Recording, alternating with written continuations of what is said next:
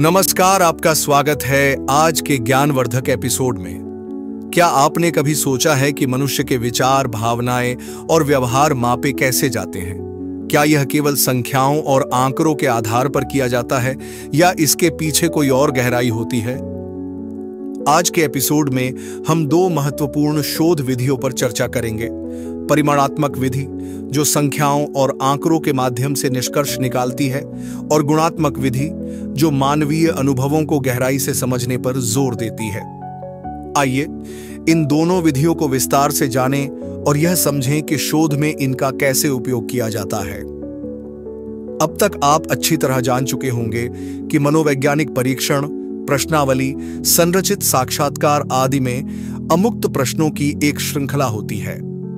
कहने का आशय यह है कि इन मापकों में प्रश्न तथा उनके संभावित उत्तर दिए गए होते हैं। सामान्यतया ये प्रतिक्रियाएं मापनीयों के रूप में होती है, अर्थात ये प्रतिक्रिया की शक्ति तथा मात्रा को प्रदर्शित करती है।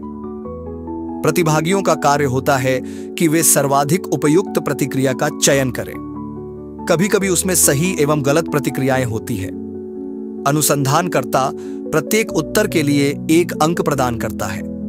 अंत में अनुसंधानकर्ता इन सभी अंकों का योग ज्ञात करता है और एक समग्र अंक प्राप्त करता है, जो प्रतिभागी के उस गुण विशेष के स्तर के विषय में बताता है। उदाहरण के लिए बुद्धि, शैक्षिक बुद्धि इत्यादि। ऐसा करते समय अनुसंधानकर्ता मनोवैज्ञानिक गुणों को एक मात्रा साधारणतया अंक में बदल देता है।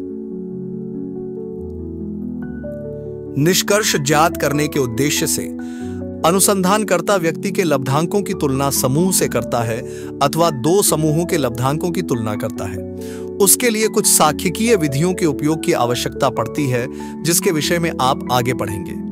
आप 10वीं कक्षा में गणित के अंतर्गत केंद्रीय प्रवृत्तियों की विधियों माध्य, माध्यिका तथा बहुलक, परिवर्तनशीलता की विधियों प्रसार, चतुर्थक विचलन, मानक विचलन, सहसंबंध गुणांक आदि के विषय में पढ़ चुके हैं।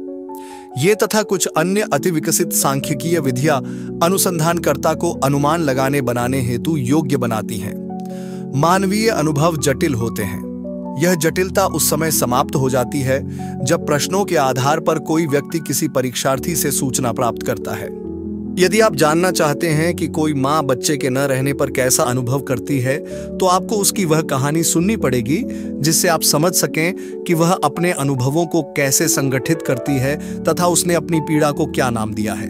इसके परिमाणीकरण के लिए किए गए किसी भी प्रयास से आप ऐसे अनुभवों को संगठित करने वाले सिद्धांतों को नहीं समझ पाएंगे। मनोवैज्ञानिकों ने ऐसे प्रदत्तों के विश्लेषण के लिए कुछ गुणात्मक विधियां विकसित की हैं। इनमें से एक विवरणात्मक विधि है। प्रदत्त सर्वदा लब्धांकों के रूप में नहीं प्राप्त होते हैं। जब अनुसंधानकर्ता सहभागी प्रेक्षण की विधि का अथवा असंरचित साक्षात्कार का उपयोग करता है, तो प्रदत्त प्रायः विवरणों के रूप में प्राप्त होते हैं, जैसे प्रतिभागी की ही शब्दावली में अनुसंधानकर्ता के प्रेक्षण नोट, फोटोग्राफ, अनुसंधानकर्ता द्वारा साक्षात्कार के साथ ली गई प्रतिक्रियाओं के विवरण अथवा टेप या वीडियो, अभिलेखित अनौपचारिक बातचीत आदि रूपों में। ऐसे प्रदत्तों को अंकों में परिवर्तित नहीं किया जा सकता और इनका सांख्यिकीय विश्लेषण भी नहीं किया जा सकता है, बल्कि अनुसंधानकर्ता विषय विश्लेषण विधि का उपयोग कर कथ्यपरक वर्गीकरणों की जानकारी प्राप्त करता है और प्रदत्तों से उदाहरण लेकर उन वर्गों का निर्माण करता है। यह स्वभावतः अधिक विवरणात्मक होता है। यह समझ लेना चाहिए कि परिमाणात्मक एवं गुणात्मक विधियां परस्पर विरोधी नहीं हैं, बल्कि एक दूसरे की पूरक हैं। किसी घटना को समग्र रूप में समझने के लिए दोनों विधियों की उपयुक्त संयुक्ति अधिक अपेक्षित है। यह एपिसोड यहीं खत्म होता है।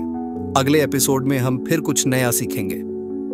यह एपिसोड प्रस्तुत किया है जॉब क्रिएटर अभिषेक वेरम और उनकी प्रतिभाशाली टीम ने।